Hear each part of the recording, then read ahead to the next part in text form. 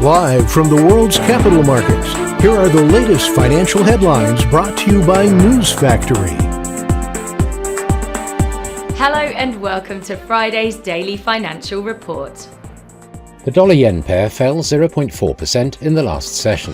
The MACD is giving a positive signal. The Bitcoin-dollar pair plummeted 1.3% in the last session. The MACD is giving a negative signal. The last session saw the gold gain 0.7% against the dollar. The ROC is giving a negative signal. The oil-dollar pair rose 2.8% in the last session, after gaining as much as 3.6% during the session. The stochastic indicator is giving a positive signal. And now let's hear what our chief analyst picked up for us today.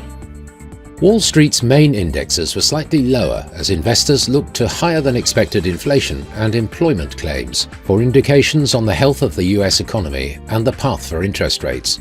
The closely watched Consumer Price Index rose 0.2% on a monthly basis in September. Bitcoin's price action has been negative since the start of the week, and data shows that over 63,000 BTC, valued at approximately $1.83 billion, was sent to crypto exchanges starting on October the 7th. The US dollar slipped against the yen as investors weighed data showing labor market weakness, as well as a slight uptick in consumer prices, suggesting that the Federal Reserve will likely continue cutting interest rates.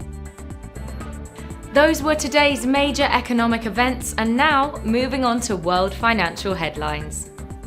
Finland's current account will be released at 5 GMT, the UK's industrial production at 6 GMT, the US Michigan Consumer Sentiment Index at 14 GMT. Japan's CFTC JPY NC net positions will be released at 19:30 GMT, the UK's Gross Domestic Product at 6 GMT, the US Producer Price Index at 12:30 GMT.